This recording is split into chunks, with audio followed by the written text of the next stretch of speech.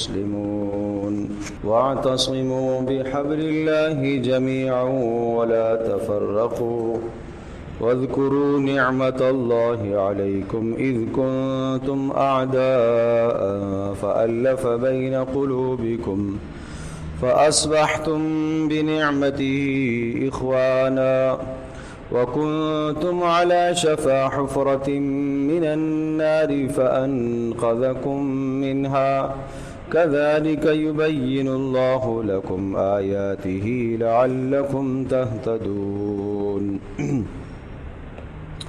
صدق الله مولانا العظيم رب اشرح لي صدري ويسر لي أمري واحلل عقدة من لساني يفقه قولي اللهم صل على محمد وعلى آل محمد كما صليت على إبراهيم وعلى آل إبراهيم إنك حميد مجيد اللهم بارك على محمد وعلى آل محمد كما باركت على إبراهيم وعلى آل إبراهيم إنك حميد مجيد گرامی قدر حاضرین و سامعین، اللہ جل جلالہ نے قرآن کریم انسانوں کی رہبری اور ہدایت کے لیے نازل فرمایا ہے۔ قرآن کریم کی سورہ آل عمران جو دوسری سورت ہے اور طویل ترین اور بڑی سورت ہے، اس سورہ مبارکہ کی ایک آیت بینہ اس وقت کی نشست میں نے تلاوت کی ہے۔ گزشتہ جمعے یہ مضمون عرض کیا گیا تھا کہ اللہ جل جلالہ نے اس سورت میں اہل ایمان کو بڑے اہم اور خاص احکام دیے ہیں۔ ان خاص احکام میں سے پہلا حکم جو گزشتہ جمعے کو بیان ہوا وہ یہ تھا کہ ایمان والو، تمہیں اپنی زندگی میں، اپنے عقائد میں، عبادات میں، معاملات میں، معاشرت میں، رہن سہن میں، سیاسیات میں، اقتدار میں، زندگی کے کسی بھی شعبے میں غیروں کا کہا نہیں ماننا چاہیے۔ غیر مسلم قوموں کی اتباع، پیروی نہیں کرنی چاہیے، کیونکہ پیروی وہ کیا کرتا ہے جس کے پاس کوئی طریقہ، کوئی راستہ موجود نہ ہو۔ تمہارے پاس تو قرآن کریم موجود ہے، تمہارے پاس رسول اکرم صلی اللہ تعالی علیہ وسلم کی سیرت طیبہ موجود ہے، تمہیں کسی اور طرف دیکھنے کی ضرورت ہی کیا ہے؟ اس لیے کہ تمہارے پاس قرآن کریم ہے اور وہ تمہیں زندگی کا ہر راستہ بتلاتا ہے، وہ تمہیں معاشرت بھی سکھاتا ہے، معاش بھی سکھاتا ہے، رہن سہن بھی سکھاتا ہے، سیاسیات بھی سکھاتا ہے، اقتدار بھی سکھاتا ہے، ملک کے نظم و نسق چلانے کے سلیقے بھی سکھاتا ہے۔ تمہارے سامنے تمہارے رسول صلی اللہ علیہ وسلم کی سیرت طیبہ ہے، جنہوں نے اس دنیا میں سب کچھ کر کے تمہیں دکھایا، اللہ کی منشا پر چل کر دکھایا۔ تمہیں کسی اور کی رہبری، رہنمائی کی ضرورت نہیں ہے۔ اب آج کی نشست میں جو آیت بینہ تلاوت کی گئی، اس آیت کریمہ میں امت مسلمہ کے درمیان میں اتحاد پیدا کرنے کا ایک اصول ذکر فرمایا۔ امت مسلمہ میں اتحاد پیدا کرنے کا ایک ایسا پیارا اصول ہے کہ جو بالکل ناقابل تسخیر ہے، جس اصول پر اگر امت مسلمہ کاربند اور پابند ہو جائے تو دنیا کی کوئی طاقت امت مسلمہ کو زیر نہیں کر سکتی۔ دنیا کی کوئی طاقت امت مسلمہ کو زیر نہیں کر سکتی اگر یہ اصول اپنایا جائے۔ اور قرآن کریم نے اس اصول کو اپنانے کی طرف بڑی شدت کے ساتھ اور بڑی سختی کے ساتھ اور بڑی تاکید کے ساتھ قرآن کریم نے اس اصول کو اپنانے کی دعوت دی ہے۔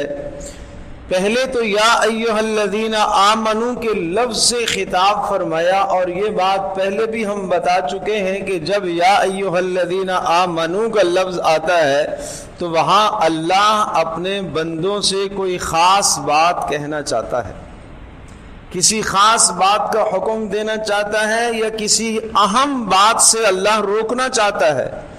یہاں یا ایھا الذین آمنو، اے ایمان والو، اس لفظ میں اللہ اپنا تعلق ظاہر کر رہا ہے۔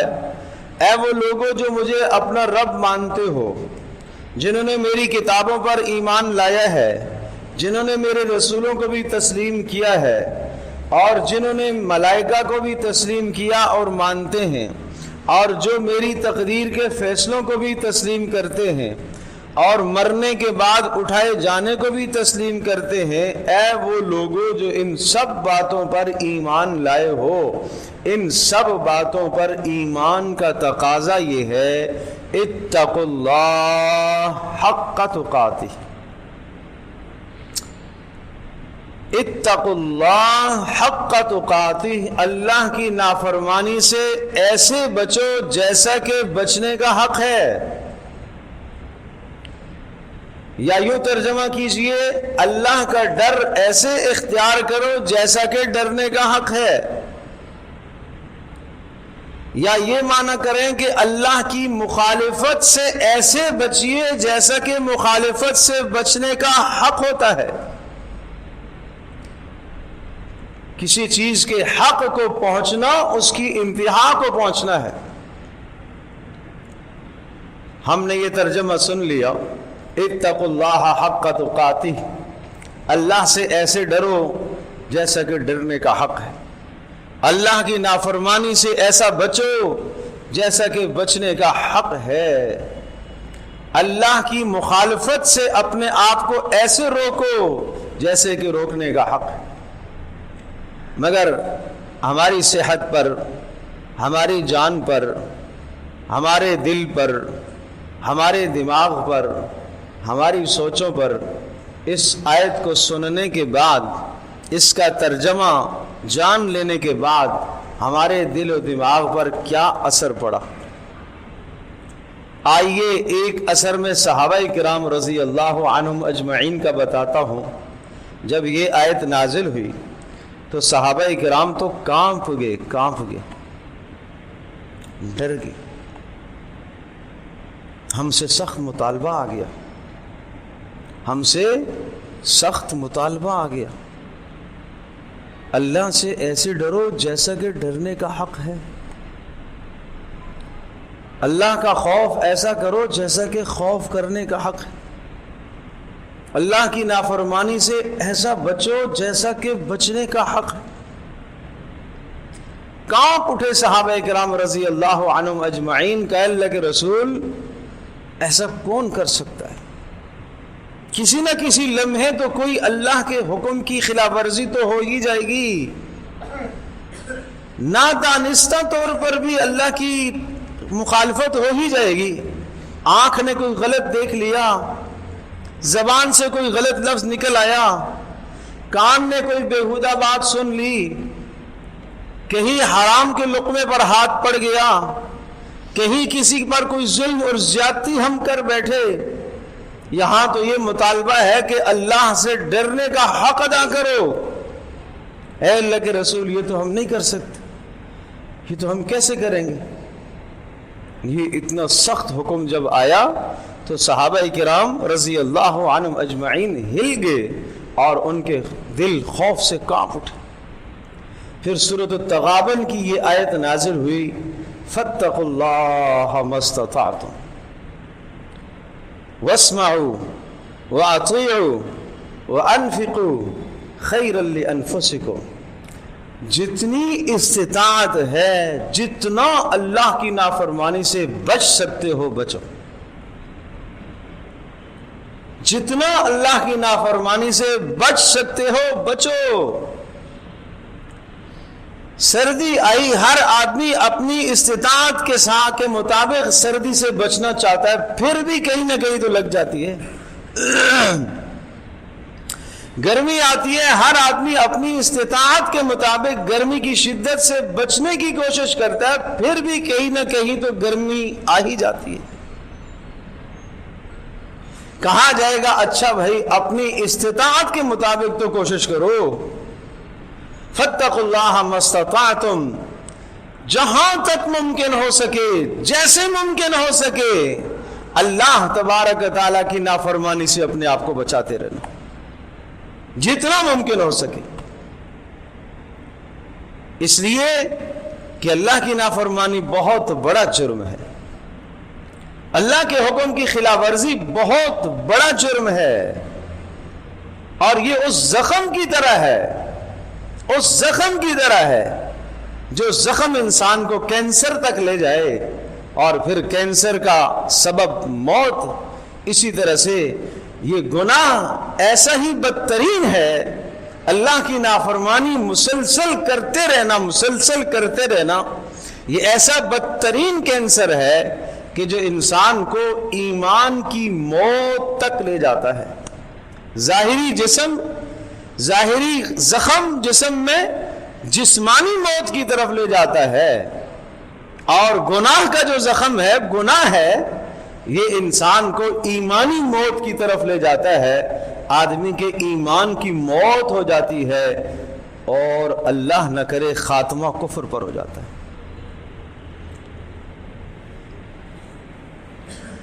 گناہ کے نتیجے میں دل پر مہر لگنا شروع ہو جاتی ہے، دل اندھا ہو جاتا ہے، دل سخت ہو جاتا ہے، جس کے نتیجے میں دل پر مہر لگ جاتی ہے، اور حرام کرتے کرتے، حرام کھاتے کھاتے، نافرمانی کرتے کرتے نافرمانی کا احساس ہی جاتا رہتا ہے۔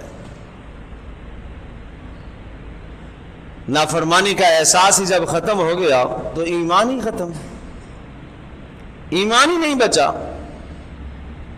پیارے پیغمبر صلی اللہ تعالی علیہ وسلم نے ادنا ایمان کی نشانی کیا ذکر فرمائی ہے؟ ادنا ایمان، کم سے کم ایمان۔ کم سے کم ایمان کیا ہے؟ گناہ کا برا لگ جانا، یہ کم سے کم ایمان۔ اور اگر گناہ بھی برا نہ لگے تو بس اس کے بعد ایمان کا کوئی درجہ نہیں ہے اس کے پاس۔ گناہ بھی برا نہ لگے، کسی ایسی مجلس میں گیا ہے جہاں گناہ ہو رہے ہیں پھر بھی شریک ہے، ایک شرکت ہے مگر نادم ہے، افسوس نہیں ہونا چاہیے تھا یہاں مجھے شریک، اور غلط کام ہے، گناہ کا کام ہے، نافرمانی کا کام ہے، اور ایک یہ ہے کوئی بات نہیں بھائی، یہ تو چلتا ہے، اتنا تو چلتا ہے۔ یہ جو جملہ بول دیا اتنا تو چلتا ہے، اس کا مطلب یہ ہے کہ اندر ایمان نہیں بچا، یہ مردم شماری میں تو مسلمان کہلاتا ہے، اندر ایمان کی روح نہیں بچی اس کے پاس، ایمان کی روح سے خارج ہو گیا، خالی ہو گیا۔ تو قرآن کہتا ہے اتقوا اللہ حق تقاتہ، اللہ کی نافرمانی سے بچو، تقوی اختیار کرو جیسا کہ تقوی اختیار کرنے کا حق ہے۔ اتقوا اللہ، بچنا نافرمانی سے، پہلا درجہ کفر سے اپنے آپ کو بچانا، شرک سے اپنے آپ کو بچانا، نفاق سے اپنے آپ کو بچانا۔ چلو کفر سے ہم نے اپنے آپ کو بچا لیا، الحمدللہ ہم مسلمان ہیں۔ شرک سے بھی اپنے آپ کو بچانے کی ضرورت ہے، ریاکاری دکھلاوا بھی شرک ہے، خواہشات کی پیروی کرنا بھی شرک ہے، اور اسی طرح سے نفاق سے اپنے آپ کو بچانا بھی ضروری ہے، چہرے پر کچھ اور ہو دل میں کچھ اور ہو، سامنے تو جی حضور اور دونوں باہیں پھیلا دی وہی آئیے مجھے آپ سے تعلق ہے، محبت ہے، مگر اندر ایسا نہیں، منافقت ہے، منافقت ہے، جھوٹ بولنا منافقت کی نشانی ہے، وعدے کی خلاف ورزی کرنا نفاق کی نشانی ہے، امانت میں خیانت کرنا نفاق کی نشانی ہے، اس منافقت سے بھی اپنے آپ کو بچانا، یہ پہلا درجہ ہے کفر سے، شرک سے، نفاق سے اپنے آپ کو بچانا۔ دوسرا درجہ گناہوں سے اپنے آپ کو بچانا، نافرمانی سے اپنے آپ کو بچانا، اللہ کے حکم کی خلاف ورزی سے اپنے آپ کو بچانا۔ آج میں یہ طے کر لوں کہ ان 24 گھنٹوں کے اندر مجھ سے کوئی بھی ایسا کام سرزد نہ ہو جو اللہ کی نافرمانی ہو، مجھ سے کوئی ایسا کام نہ چھوٹے جس کے کرنے کا اللہ نے مجھے حکم دیا ہو، جس کا کرنا میرے لیے فرض کا درجہ رکھتا ہو۔ نماز جیسے فرض ہے، جمعے کی نماز ادا کر لی، اب ایک آدمی اپنے خاندان میں جاتا ہے، اب خاندان کے اندر جہاں پردے کا حکم ہے وہ بھی فرض ہے، خاتون خانہ تو نہیں کرتی مگر اسے اپنی نظر نیچی کر لینی چاہیے، اس کے لیے نظر کا نیچا کرنا فرض ہے۔ بازار میں نکلا ہے، سامنے اجنبی ہے، اس کے لیے نظر کا نیچا کرنا فرض ہے۔ جیسے نماز کا پڑھنا فرض ہے، ایسا نظر کا نیچا رکھنا بھی فرض ہے۔ مگر یہ کہے کہ کچھ نہیں ہوتا، اس کا مطلب یہ کہ اندر ایمان نہیں ہے، ایمان سے دل خالی ہے۔ اتقوا اللہ حق تقاتہ، اللہ سے ڈرنے کا حق ادا کرو، اللہ پاک سے ڈرنے کا حق ادا کرو۔ ایک حدیث میں رسول اللہ صلی اللہ علیہ وسلم نے ارشاد فرمایا، استحیوا من اللہ حق الحیا، اللہ پاک سے شرم کرنے کا حق ادا کرو، اللہ سے ڈرنے کا حق ادا کرو، اللہ سے شرم کرنے کا حق ادا کرو۔ دونوں کا مفہوم اور معنی قریب قریب ہے، ایک ہی معنی ہے۔ سنیے گا، رسول اللہ صلی اللہ علیہ وسلم نے ارشاد فرمایا، اولا نستحی یا رسول اللہ، اے اللہ کے رسول آپ ارشاد فرما رہے ہیں کہ اللہ سے شرم کرنے کا حق ادا کرو، کیا ہم شرم نہیں کر رہے؟ کیا ہم حیادار نہیں ہیں؟ سوچئے گا، میں حدیث کا ترجمہ کرنے لگا ہوں، اپنا محاسبہ کیجئے گا، اپنا احتساب کیجئے گا۔ آج ہم کس کو کہتے ہیں کہ یہ حیا کے خلاف ہے، بے حیا ہو گیا ہے؟ سنیے گا، رسول اللہ صلی اللہ تعالی علیہ وسلم کا ارشاد گرامی کیا ہے؟ جب صحابہ نے پوچھا اللہ کے رسول اولا نستحی، کیا ہم حیادار نہیں ہیں؟ رسول اللہ صلی اللہ علیہ وسلم نے ارشاد فرمایا، من استحیا من اللہ حق الحیا، جو آدمی اللہ سے شرم کرنے کا حق ادا کرتا ہے، اللہ سے ڈرنے کا حق ادا کرنا چاہتا ہے، اسے یہ چاہیے فَلْيَحْفَظِ الرَّأْسَ وَمَا حَوَى، فَلْيَحْفَظِ الرَّأْسَ وَمَا حَوَى، وہ اپنے سر کی اور سر کے ساتھ لگے ہوئے اعضاء کی حفاظت کرے، اپنے سر کی سوچوں میں غلط، باطل، کفریہ اور منافقانہ اور مشرکانہ نظریات اپنے دماغ میں نہ پالتا رہے، ناجائز محبت اپنے دماغ میں نہ پالتا رہے، کسی کی دشمنی وہ نہ لے کر آئے۔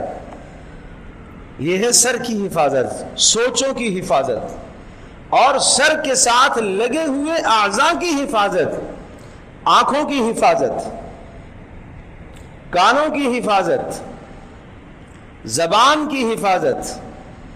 یہ تین بڑے اعضاء ہیں جو انسان کو گناہوں کی طرف لے کے جاتے ہیں۔ تو جو اللہ سے ڈرنے کا اور اللہ سے شرم کرنے کا حق ادا کرے گا، وہ کیا کرے گا؟ تین کام کرے گا۔ کیا کرے گا؟ تین، سر کی اور سر کے ساتھ لگے ہوئے اعضاء کی حفاظت کرے گا۔ تو سر میں، دل و دماغ میں غلط سوچیں نہیں آنے دے گا، مشرکانہ عقائد نہیں آنے دے گا، باطل باتیں اپنے دل و دماغ میں نہیں لائے گا. اور کیا کرے گا؟ آنکھوں کی حفاظت کرے گا، زبان کی حفاظت کرے گا اور کانوں کی حفاظت کرے گا. زبان کو، آنکھ کو، کان کو، سوچوں کو ہر نافرمانی سے بچانا ہوگا، ہر نافرمانی سے بچانا ہوگا. پھر دوسری بات فرمائی، جو آدمی اللہ سے حیا کا، اللہ سے شرم کرنے کا حق ادا کرتا ہے، اسے یہ چاہیے کہ وہ اپنے پیٹ کی اور پیٹ کے ساتھ لگے ہوئے اعضاء کی حفاظت کرے. پیٹ کی حفاظت کرے، حرام مال پیٹ میں نہ ڈالے، ناجائز لقمہ پیٹ میں نہ جائے، حرام کا ایک گھونٹ بھی پیٹ میں نہ جائے. میرے عزیزو، میرے دوستو، نہ جائے. مزے مزے کی مشروبات اور مزے مزے کے کھانے مزے لے کر کھاؤ، مزے لے کر کھاؤ. حلال کی تمیز نہ کرو، حرام کی تمیز نہ کرو. یہ کون سی کمپنی ہے؟ مسلم کا ہے یا غیر مسلم؟ ارے مولوی صاحب چھوڑو نا بھائی، تم مسلم غیر مسلم کے چکر میں پڑے ہوئے ہو. ہمیں تو مال کی کوالٹی چاہیے، ہمیں تو اعلیٰ مال چاہیے. اللہ اکبر، اللہ اکبر. کیا کریں جی، پیپسی کوکا کولا کا متبادل نہیں ہے تو متبادل پینا فرض ہے، فرض ہے، واجب ہے. اس کے بغیر زندگی نہیں ہو سکتی بھائی. اگر کھانے کے بعد، شادی کے بعد کوکا کولا آپ نے نہ رکھا اور پیپسی آپ نے نہ رکھی تو میرا سوال یہ ہے، کیا شادی نامکمل ہو جائے گی؟ کیا لڑکی بھاگ جائے گی؟ کیا لڑکی لڑکے کی آبادی نہیں ہوگی بھائی؟ جب سب کچھ ہوگا تو آپ کیا کہیں گے جی؟ لوگ کہیں گے. ارے لوگوں کو کہنے دو بھائی، مرنا قبر میں جانا میں نے ہے، ہر ایک نے اپنی قبر میں جانا ہے، وہاں لوگ نہیں آئیں گے ساتھ. اللہ کی قسم، ماں بھی ساتھ نہیں آتی، باپ بھی ساتھ نہیں آتا، بیٹا بھی نہیں آتا، بیوی بھی نہیں آتی بھائی، کوئی نہیں آتا. میں بات حلال حرام کی نہیں کرتا، اس پر ہم بہت تفصیلی پہلے باتیں کر چکے ہیں. میرا سوال یہ ہے کہ جس مال کو ہم خرید رہے ہیں اس مال کا منافع کس کو جا رہا ہے؟ بس جس مال کو خرید کر ہم استعمال کر رہے ہیں اس کا منافع کس کو جا رہا ہے؟ اس مال کو خرید کر، اس پانی کو پی کر، اس کولڈ ڈرنک کو پی کر اور ان کھانوں کو کھا کر پھر آپ دعائیں کریں، اے اللہ غزہ کے مسلمانوں کو کامیابی عطا فرما. غزہ کے مسلمانوں کو تباہ کرنے میں اپنا ہاتھ ہے، اپنا ہاتھ ہے. غیروں سے کیا گلا؟ غیر نے تو یہی کرنا ہے، غیر نے تو یہی کرنا ہے بھائی. مگر امت مسلمہ آپس میں جڑی ہوئی ہے. امت مسلمہ کو رسول اللہ صلی اللہ علیہ وسلم نے فرمایا، شد بعض بعضا، ایک عمارت کی طرح ہے، جیسا کہ ایک اینٹ دوسری اینٹ کو مضبوط کیا کرتی ہے. مگر ہمیں تو اس کا کوئی ہمیں احساس نہیں ہوتا، ہمیں تو کوئی جو نہیں رہی تھی. ارے مول صاحب چھوڑو، اس سے کیا ہوتا ہے؟ میرے عزیز دوستوں اور بزرگوں، قیامت میں اللہ پوچھے گا، حساب ہوگا. من این اکتسبا، کہاں سے کمایا ہے مال؟ وفیما انفقا، کہاں لگایا ہے، کہاں خرچ کیا ہے؟ لا تزال قدما ابن آدم، قیامت کے دن میدان محشر سے اس وقت تک قدم نہیں ہٹ سکیں گے، زمین پکڑ لے گی جب تک یہ جواب نہ دے دیں عن عمرہ فیما افنا، عمر کہاں گزار کے آئے ہو؟ عن شبابہ فیما ابلا، جوانی کہاں لٹا کے آیا ہے؟ عن مالہ من این اکتسبہ، مال کہاں سے کمایا ہے؟ وفیما انفقہ، کہاں خرچ کیا ہے؟ کہاں خرچ کیا ہے؟ جائز چیزیں خریدی تھی یا ناجائز چیزیں خریدی تھی؟ کیا کریں، اس کے بغیر تو بکتا ہی نہیں ہے کچھ، اس کے بغیر تو بکتا ہی نہیں ہے۔ وہ ظالم بڑے بڑے سین بورڈ لگا کے دے دیتے ہیں، وہ رنگ بھی کر کے دے دیتے ہیں، کمپنیاں اپنی مارکیٹنگ کرنے کے لیے وہ تو رنگ بھی کر کے دے دیتی ہے، پوری پوری دکانوں پر رنگ ہو جاتا ہے، فریزر بھی دے دیتی ہیں، یہ ساری سہولیات وہ فراہم کرتی ہیں۔ بھائی مسلمان کمپنیاں تو ہمیں نہیں دیتی، پھر یہ جواز نہیں ہے میرے پیارو، یہ جواز نہیں ہے میرے عزیزو، یہ جواز نہیں ہے، اللہ کی قسم یہ جواز نہیں ہے۔ رزق اللہ کے پاس ہے، روزی تمہیں اللہ دے گا، وَفِي السَّمَاءِ رِزْقُكُمْ وَمَا تُوعَدُونَ، مگر مسلمان بچوں کے سینے چھلی کر کے روزیاں نہ کماؤ بھائی، مسلمان ماؤں کی عزتوں پر حملے کر کے روزیاں مت کماؤ بھائی، یہ ظلم اور زیادتی نہ کرو، یہ مسلمان اپنے ہاتھ سے ظلم نہ کرے، اپنے ہاتھ سے یہ زیادتی نہ کرے۔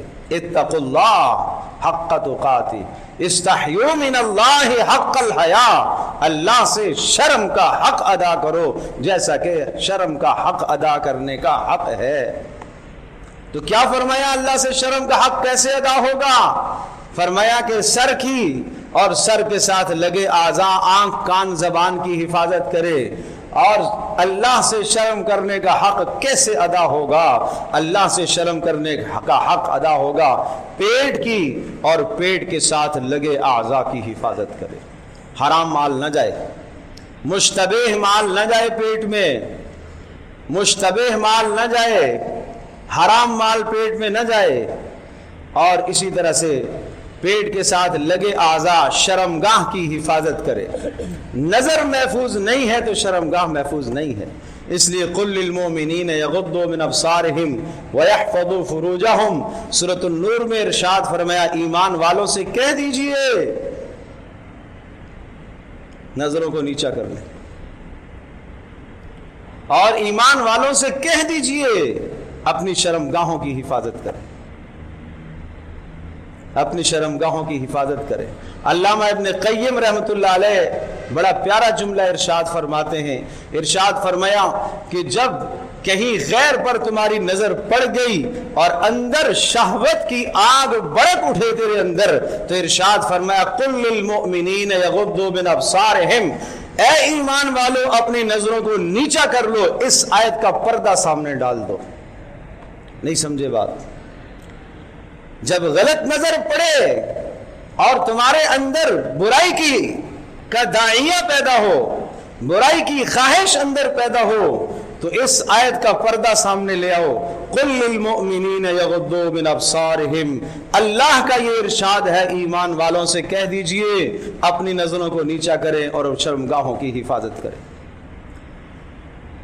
صرف یہاں تک بس نہیں، وَقُلْ لِلْمُؤْمِنَاتِ يَغْضُضْنَ مِنْ أَبْصَارِهِنَّ وَيَحْفَظْنَ فُرُوجَهُنَّ، اور ایمان والیوں سے بھی کہہ دیجئے وہ بھی اپنی نظروں کو نیچا کریں، ان سے بھی کہہ دیجئے اپنی شرمگاہوں کی حفاظت کریں۔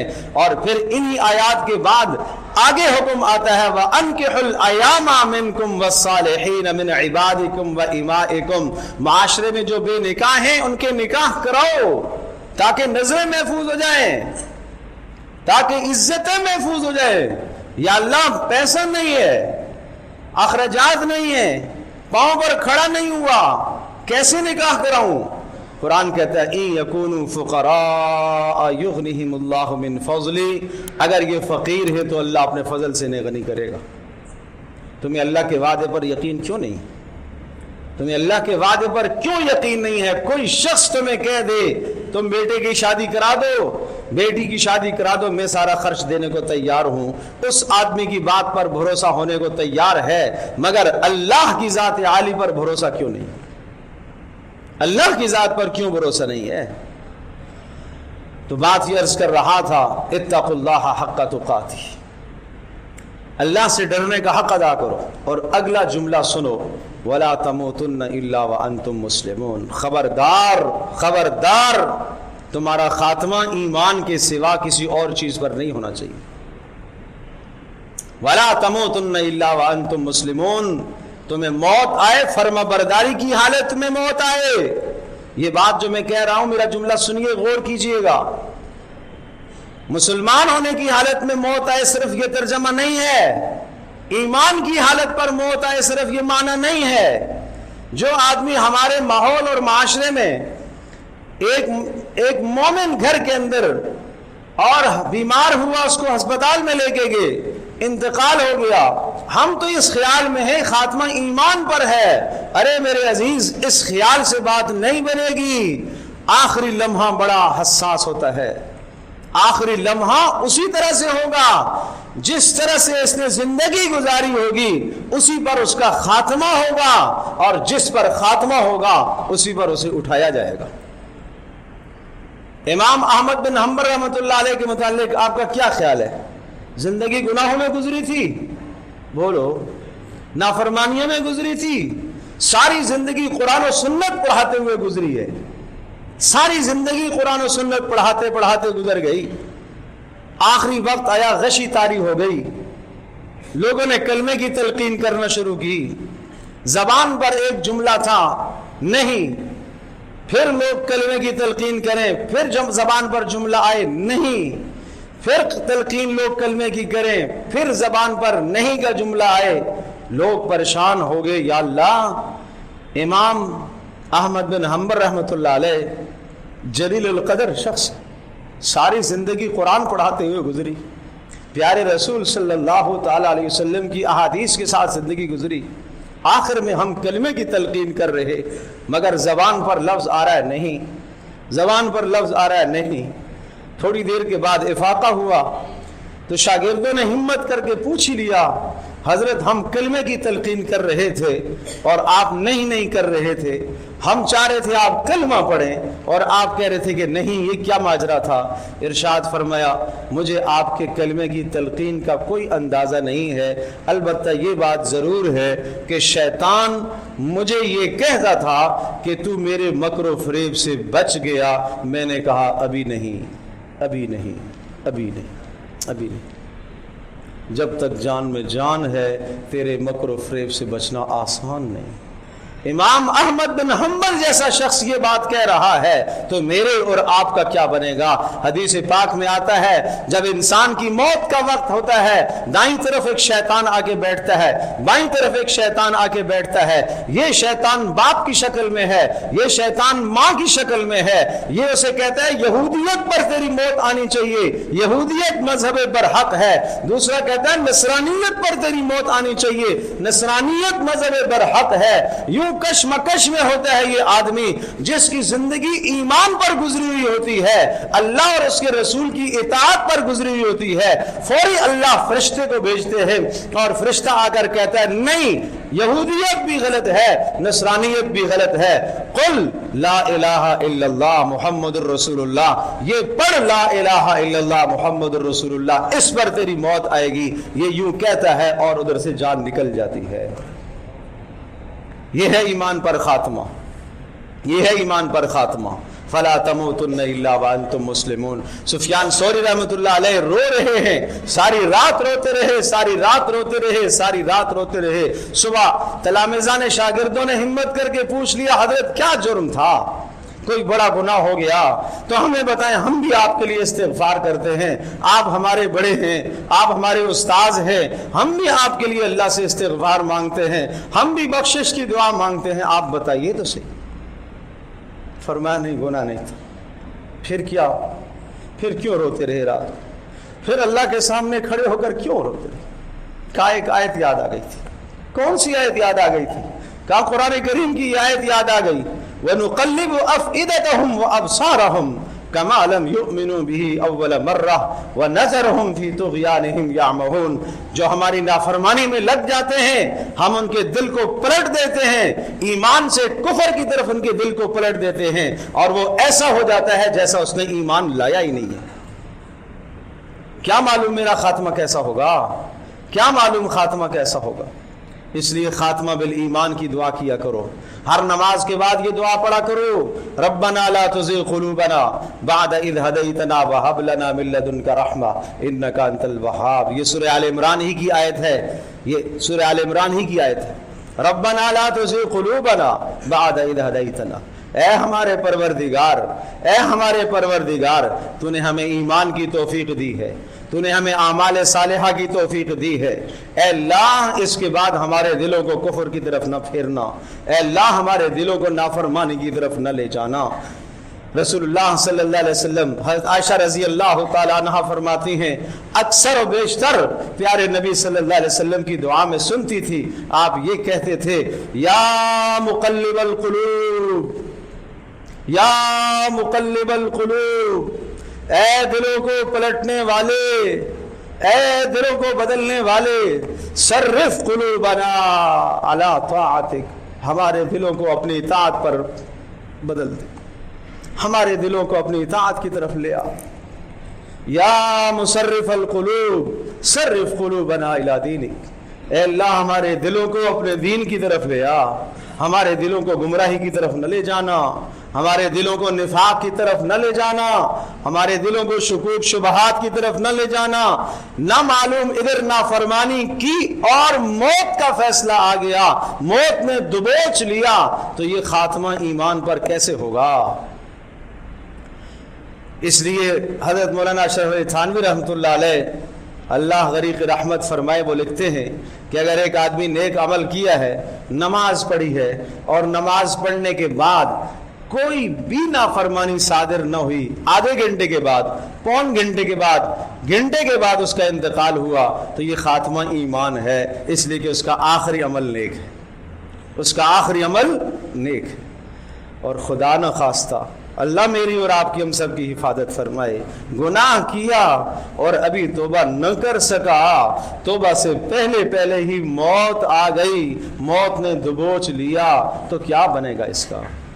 یہ اللہ کے حضور اس حال میں پیش ہوگا کہ یہ مجرم بنا کر لے جایا جائے گا، یہ مہمان بنا کر نہیں لے جایا جائے گا۔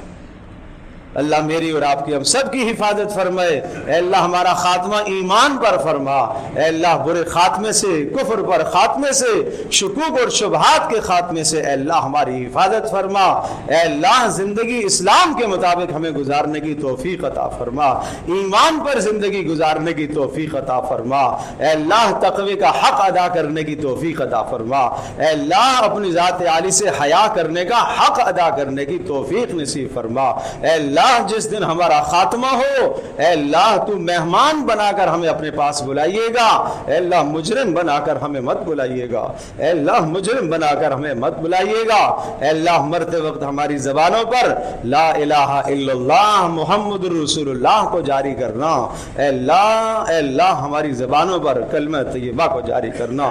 وصلی اللہ تعالی علی خیر خلقہ محمد۔